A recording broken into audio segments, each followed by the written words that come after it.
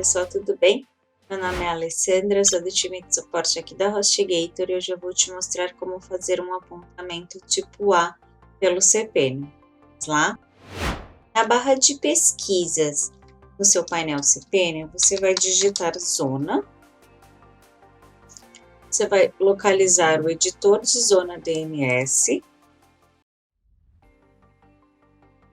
Você vai no quadrante do domínio que precisa fazer o apontamento. E aí você vai ter duas opções.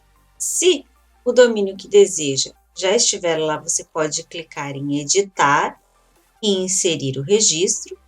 Ou, caso precise, você vai adicionar um novo registro. Aí você vai colocar o domínio. Ele já vai deixar por padrão o TTL. É só colocar o tipo A e o IP que você vai fazer o apontamento. Em seguida, você adiciona o registro e ele já ficará salvo. Se você tem alguma dúvida de como funcionam os registros DNS, eu vou deixar um link abaixo desse vídeo para te esclarecer melhor.